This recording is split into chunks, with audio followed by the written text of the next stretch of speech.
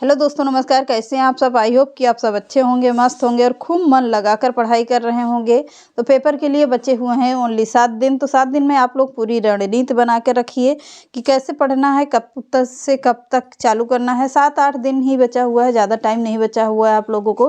हो सकता है तो आप लोग अपनी बुक ले लीजिए, उसमें ज़्यादा से ज़्यादा प्रैक्टिस कर लीजिए। हम क्लास आप लोगों को अब केवल टीजीटी पीजीटी की ही दे पाएंगे, क्योंकि हमारे पास टाइम भी बिल्कुल नहीं है। पूरा सब्जेक्ट हम कवर नहीं करवा पाएंगे, क्योंकि इसमें टाइम बिल्कुल भी कम है और सिलेबस भी बहुत ज़्यादा है। हम केवल एक ही वीडियो दे पाते हैं, इससे आप लोगों की परीक्षा में काफ़ी दिक्कत हो रही होगी। तो केवल एक ही 2 सब्जेक्ट आप लोगों को मिल पाते हैं सारा दिन में। लाइव सेशन में हमारे पास उतना नेट की सुविधा नहीं है कि हम आप लोगों को कई क्लासेस दे सकें। नेट की वजह से मुझे केवल एक ही वीडियो अपलोड करनी पड़ती है, प्रॉब्लम है। तो आप लोग केवल हिंदी की तैयारी के लिए हो सकता है कि हमको टीजीटी पीजीटी के पेपर के तक नेट की कुछ सुविधा कर लेंगे, तो आप लोगों को 2-3 वीडियो दिन भर में पढ़ाया करेंगे तो अच्छी रहेगी। अभी उसके लिए टाइम भी है, इसलिए उसमें नेट की सुविधा जैसे ही डाटा या कुछ लगवाते हैं तो फिर नेट ज़्यादा मिलने लगेगा, तो आप लोगों को पूरी वीडियो मिलने लगेगी समझ उसकी टीजीटी पीजीटी की। तो आप लोग इस सेशन को हमको बंद करना पड़ेगा, क्योंकि टाइम बिल्कुल नहीं है। सब्जेक्ट इसमें 5-6 सब्जेक्ट हैं, जैसे संस्कृत हो गया, मैथ हो गया, ईवीएस हो गया, साइकोलॉजी हो गया या मनोविज्ञान, सीडीपी, शिक्षण है, हिंदी है। इसमें बहुत सारे सब्जेक्ट हैं, तो एक वीडियो में पूरा कवर नहीं हो पा रहा है। तो आप लोगों की भी परीक्षाएं काफ़ी बाधित हो रही हैं, मतलब तैयारी भी अच्छी से नहीं चल रही है। 1-2 सब्जेक्ट में कुछ होने वाला नहीं है। तो आप लोग इसको मतलब आप लोग कहीं से पढ़ लीजिए और क्या करिए कि अपना प्रैक्टिस सेट ले लीजिए। यूथ का हो, अरिहंत का हो या लूसेंट की हो, तो आप लोग उसकी प्रैक्टिस सेट ले लीजिए और ज़्यादा से ज़्यादा केवल प्रैक्टिस सेट करिए बस। इसके अलावा सीटेट में कुछ भी नहीं होता है। पढ़ना हो तो जहीं कहीं से भी पढ़ सकते हैं, और 2-3 बुकें लेकर आप लोग उसको प्रैक्टिस कर डालिए, फिर अच्छे से पढ़िए। और टीजीटी पीजीटी की क्लास हैं जो हम प्रैक्टिस दे रहे हैं, आप लोगों को एक-एक वन लाइनर के तरीके नोट करवा रहे हैं सभी राइटर को, हिंदी साहित्य से लेकर व्याकरण तक में। तो सभी को आप लोगों को वो क्लास बराबर कंटिन्यू चलती रहेगी। वो तो हम 1-2 वीडियो के अंदर, अभी पेपर के लिए टाइम है, काफ़ी चीज़ कवर करवा देंगे। इसके लिए ये क्लास हमको बंद करना पड़ेगा। तो कोई दिक्कत नहीं है, आप लोग जैसा भी हो आप लोग मैनेज कर लीजिएगा। हाँ, क्लास ना देने की वजह से सॉरी, तो बीच में हमको चालू करना पड़ा। 2-3 ही क्लास दे पाए हैं, लेकिन मुझे लग रहा है कि मैं आप लोगों को पूरी प्रैक्टिस नहीं दे पाऊँगी, क्योंकि नेट की सुविधा हमारे यहाँ नहीं है। वाईफाई भी नहीं लग सकता है यहाँ पे। तो एक ही क्लास में, और हम जैसा कि आपको बताया है कि टीजीटी पीजीटी तक आप लोगों के नेट की जैसे ही सुविधा हो जाएगी, तो उसमें 2-3 क्लासेस देकर सारा मैनेज कर लेंगे। तो चलिए आज के सेशन को चालू करते हैं। आज का सेशन होगा इन्वायरमेंटल साइंस स्टडी होगी, यानी कि सामाजिक अध्ययन होगा। और इसमें से 60 प्रश्न आते हैं, जूनियर लेवल का प्रश्न है। 60 प्रश्न आएंगे, तो इसमें से देखते हैं कितना प्रैक्टिस करवा सकते हैं। जितना भी होगा उसको पूरा करवा देंगे। तो चलिए आज के सेशन को पहला चालू करते हैं। निम्नलिखित में से कौन सा कार्य राज्य सरकार का नहीं है? तो कह रहा है कि निम्नलिखित में से कौन सा कार्य राज्य सरकार का है, नहीं है पूछ रहा है। नई दिल्ली और वास्को डिगामा के बीच नई गाड़ी चलाना, 1000 के नोट का नया डिजाइन लागू कराना, पाकिस्तान और बांग्लादेश के शांतिपूर्ण संबंध बनाना, 10वीं कक्षा में बोर्ड परीक्षा को बंद करना। तो यह है कि इसका राज्य सरकार के अंतर्गत क्या आता है। जैसे कि राज्य सरकार क्या करती है, जैसे हाई स्कूल हो गया, इंटर हो गया, और 1 से लेकर 5 तक स्कूल, जितने भी शिक्षण संस्थान होंगे, तो वो कह रहा है कि मतलब राज्य के अंतर्गत आता है। तो 10वीं कक्षा में बोर्ड परीक्षा को बंद कराना, ये केवल क्या कर सकती है, राज्य सरकार ही कर सकती है। इसमें पूरा केंद्रीय सरकार से कोई मतलब नहीं होता है। केवल राज्य सरकार चाहे तो बंद कर सकती है, चाहे तो इसको चालू रख सकती है। तो केवल राज्य सरकार के अंतर्गत ही आता है। तो डी ऑप्शन बिल्कुल सही होगा। अगला देख लेते हैं।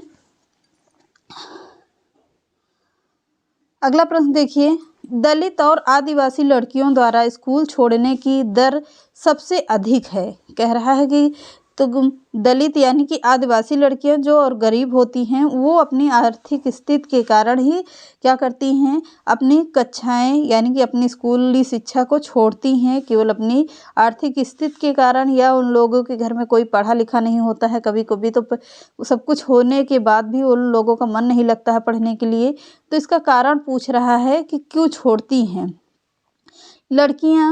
लड़कियों के लिए अलग स्कूल नहीं मिलने के कारण छोड़ती हैं। शिक्षा का लाभ लड़की ससुराल वालों से को मिलने के कारण नहीं छोड़ती हैं, क्योंकि उनके माता पिता शिक्षा को महत्व तो नहीं देते हैं, इसके लिए छोड़ती हैं।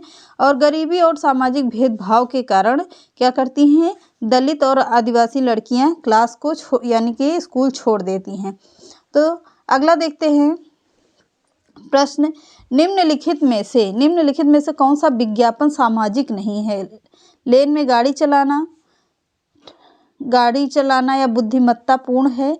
पानी की प्रत्येक बूंद बचाइए। अतिथि देवो भव, या है जीवन बीमा जिंदगी के साथ भी और जिंदगी के बाद भी। तो यही कह रहा है, जिंदगी के साथ भी जिंदगी के बाद भी जीवन बीमा का ही मतलब है। तो सामाजिक नहीं है ये, इससे कोई मतलब नहीं होता है। अगला प्रश्न देखते हैं, ऐसे मुद्दे कह रहा है, ऐसे मुद्दे की पहचान कीजिए जिसके महत्वपूर्ण होने के बावजूद मीडिया ने शायद ही उस पर ध्यान दिया हो। लैंगिक संवेदनशीलता, पीने का पानी, हत्याएं या भवनों को गिराना। तो किसके बारे में कह रहा है कि पहचान कीजिए, मीडिया के पीने के पानी के ऊपर होगा, बी ऑप्शन बिल्कुल सही है। आगे देखते हैं, अगला है, न्यायपालिका के संदर्भ में निम्नलिखित प्रावधानों के में से भिन्न को पहचानिए। कह रहा है, न्यायपालिका के संदर्भ में निम्नलिखित प्रावधानों से भिन्न को पहचानिए। न्यायाधीश की नियुक्ति सरकारी हस्तक्षेप के बिना होती है। न्यायाधीशों का सेवा काल निश्चित होता है। शक्तियों का पृथक्करण होता है। यह कह रहा है, एक बार नियुक्ति के बाद न्यायाधीश को हटाना बहुत कठिन होता है। तो क्या कह रहा है, शक्तियों का पृथक्करण, यानी कि सी ऑप्शन बिल्कुल सही है। आगे देखते हैं, अगला प्रश्न है, सर्वोच्च न्यायालय द्वारा निर्धारित डी के वास्तु दिशा निर्देश निम्नलिखित में से किसके बारे में है। किसी व्यक्ति को गिरफ्तार करने, रोके रखने तथा उनसे पूछताछ करने के लिए विभिन्न एजेंसियों द्वारा प्रयोग किए जाने वाले तरीके, किसी चुनाव क्षेत्र में पुनः चुनाव के लिए अपनाई जाने वाली विधियां, कार्यस्थलों में महिलाओं के साथ यौन उत्पीड़न को रोकना, स्कूलों में बच्चों को यौन अपराधों से बचाना। तो किसके बारे में कह रहा, पहला ही ऑप्शन सही है। किसी व्यक्ति को गिरफ्तार करने, रोके रखने तथा उनसे पूछताछ करने के लिए विभिन्न एजेंसियों द्वारा प्रयोग किए जाने वाले तरीके, तो पहला ही ऑप्शन बिल्कुल सही होगा। आगे देखते हैं, सुभाष कुमार बनाम बिहार राज्य 1991 के मामले में सर्वोच्च न्यायालय ने निम्नलिखित में से क्या निर्णय दिया था। तो देखते हैं, चलिए ऑप्शन पे आते हैं। पहले, धार्मिक स्वतंत्रता के अधिकार से अन्य धर्मों की आलोचना करना शामिल नहीं है। समानता के अधिकार द्वारा प्राइवेट कंपनियों पर नौकरियों में आरक्षण देने के लिए जोर दिया जाना। स्वतंत्रता के अधिकार में सरकार की आलोचना करना या शामिल करना। जीवन के अधिकार में प्रदूषण मुक्त पानी और हवा पर अधिकार शामिल है। तो डी ही ऑप्शन बिल्कुल सही होगा। अगला प्रश्न है,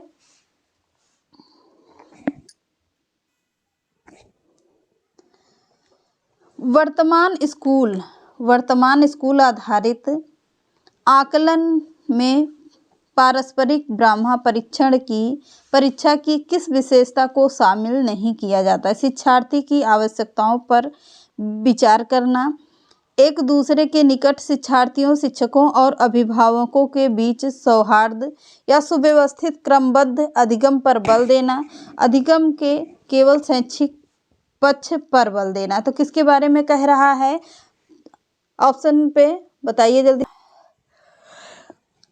क्या है, अधिगम के केवल शैक्षिक पक्ष पर बल देना। यही ऑप्शन बिल्कुल सही है, फोर्थ ऑप्शन है एकदम सही है। एक नए प्रकार के कार्य को देने से पहले शिक्षिका को अपने विद्यार्थियों की अवश्य बताना चाहिए। क्या बताना चाहिए? कि इस कार्य को करने से प्राप्त अधिगम से उसकी शिक्षिका विद्यार्थियों की से क्या अपेक्षाएं क्या है। इस कार्य को करने के लिए आवश्यक पूर्व अनुभव के बारे में जो विद्यार्थियों में अवश्य ही होना चाहिए कि आगामी आकलन इस कार्य पर आधारित होगा या नहीं होगा, या अंतिम परिणाम में इस कार्य को दिए गए अधिभार के बारे में। तो पहला ही ऑप्शन बिल्कुल सही होगा, क्योंकि कह रहा है कि इस अधिकार को करने से प्राप्त अधिगम से उसकी शिक्षिका, यानी कि शिक्षिका के बारे में कह रहा है विद्यार्थियों से क्या अपेक्षाएं क्या है, विद्यार्थियों से क्या अपेक्षाएं हैं। तो पहला ही ऑप्शन बिल्कुल सही है। आगे देखते हैं। 8वीं कक्षा के 4 बच्चों ने व्यर्थ सामग्री से कुछ रचनात्मक वस्तुएं बनाने को कहा गया।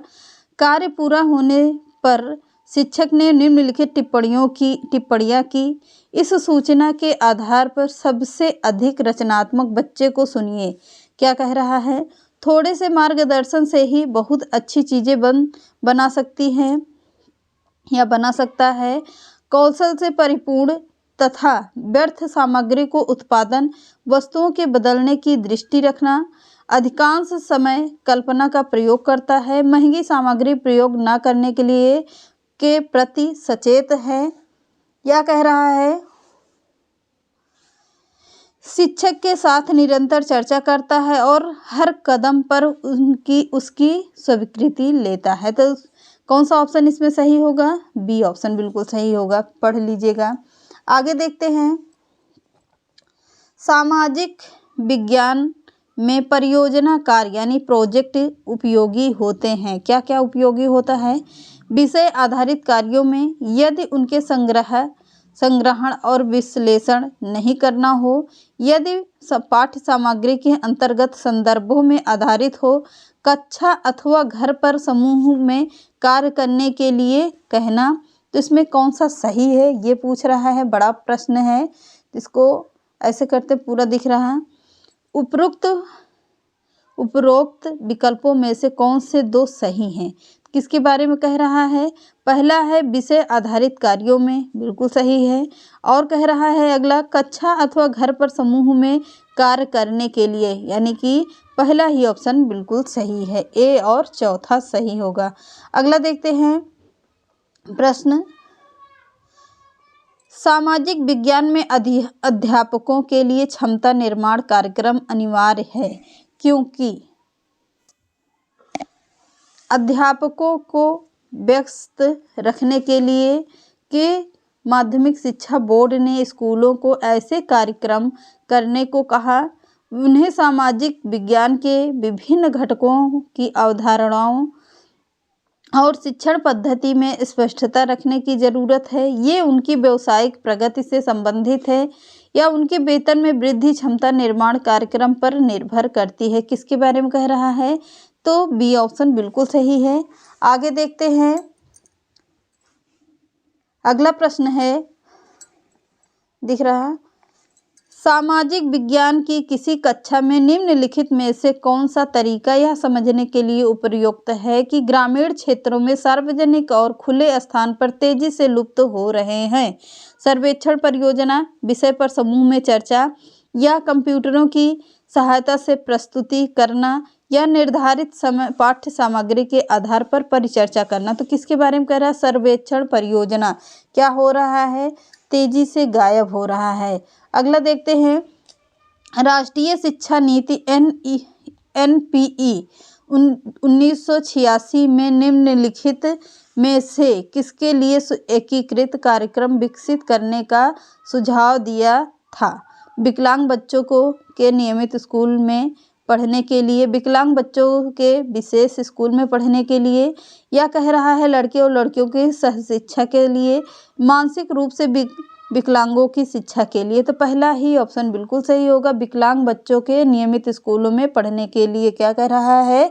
तो सीटेट ऐसा ही प्रश्न पूछता है, क्योंकि सीटेट कहता है समावेशी शिक्षा। तो समावेशी शिक्षा के बारे में बात करता है। अगला प्रश्न है 8वीं कक्षा की एक छात्रा किसी दिए गए विषय पर लिखने में अक्षम होने के कारण परेशान है। उसकी अध्यापिका उसे सलाह देती है कि वह दिए गए कार्य को ऐसे भागों में बांटकर करे जिनकी उसको अच्छी तरह से समझ हो। इस तरीके के लिए निम्नलिखित में से कौन सा अधिक उपयुक्त है? किसके बारे में कह रहा है? आगे देखते हैं। विषय से संबंधित जानकारी देने वाले 2 स्रोत खोजें और उनके बीच एक सी समानताएं ढूंढें। एक पत्र पेपर तैयार करें और इसे किसी मित्र को सुनाकर निर्धारित करें कि किन भागों में सुधार करने की ज़रूरत है। अगला है, शुरू में ही अच्छी तरह से आने वाले विषय को लिख ले तथा फिर उसमें सामग्री जोड़े कि वह विषय किस प्रकार से दिए हुए कार्य से संबंधित है। यह कह रहा है विषय से संबंधित पुस्तकों, लेखों तथा वेबसाइटों की एक निर्देशिका तैयार करें। तो कौन से ऑप्शन के बारे में कह रहा है? पहला ही ऑप्शन बिल्कुल सही है। पढ़ लीजिए, इसको स्क्रीनशॉट भी लीजिए। आगे बढ़ते हैं, 2-4 और प्रश्न कराते। सामाजिक विज्ञान की पाठ्य सामग्री को क्या कहा जाता है? विद्यार्थियों की इतिहास, भूगोल और भारत की राजनीति के बारे में जागरूकता बढ़ाने का उद्देश्य तथा उनके अंतर संबंध रखना चाहिए। सुपरिचित सामाजिक वास्तविकताओं के बारे में गहन जानकारी एकत्र करने तथा प्रश्न पूछने के माध्यम से विद्यार्थियों की जागरूकता बढ़ाने का उद्देश्य रखना चाहिए। यह कह रहा है कि सामाजिक मुद्दों और उनके समाधान की व्यापक जानकारी देनी चाहिए। यह फिर कह रहा है केवल सामाजिक यथार्थ के मुद्दों पर अधिक ध्यान देना चाहिए और शोध वैज्ञानिक तरीके से प्रोत्साहित नहीं करना चाहिए। तो ये तो नहीं कैसे कर सकते हैं। तो सेकंड ऑप्शन बिल्कुल सही होगा। क्या? सुपरिचित सामाजिक वास्तविक के बारे में गहन जानकारी एकत्र करने तथा प्रश्न पूछने के माध्यम से विद्यार्थियों की जागरूकता बढ़ाने का उद्देश्य रखना चाहिए। तो बी ऑप्शन बिल्कुल सही होगा। आगे देखते हैं। पाठ्य पुस्तकों को सभी क्षेत्रों और सामाजिक समूहों के प्रतिनिधित्व करने वाली बनाने के लिए पाठ्य पुस्तकें देश की सभी भाषाओं विशेषता भारतीय संविधान की सूची किसमें है? इसमें दिया गया है। कौन सा नंबर है? आप लोग बताइएगा। दर्ज भाषाओं में लिखी जानी चाहिए। क्या है? 8वें में होगा। तो कितनी? 8वीं अनुसूची में दिया गया है। क्षेत्रों के बीच समान मुद्दों को केवल इसलिए उजागर किया जाए कि ताकि संघात्मक गणतंत्र की भावना को प्रोत्साहन मिले। या किसके बारे में कहा? पाठ्य पुस्तकों में सभी क्षेत्रों और सामाजिक समूहों के बारे में संबंधित सामग्री जोड़ी जानी चाहिए। यह कह रहा है स्थानीय संसाधनों से प्रासंगिक स्थानीय सामग्री शिक्षण अधिगम प्रक्रिया का भाग होनी चाहिए। तो किसके बारे में कह रहा है? यानी कि डी ऑप्शन बिल्कुल सही होगा। तो आज के लिए चलिए इतना ही प्रश्न रखते हैं, कल इसको पूरा करवा देंगे। तो चलिए मिलते हैं नेक्स्ट क्लास में। चैनल पसंद आए तो लाइक एंड सब्सक्राइब कर दीजिएगा। नमस्कार।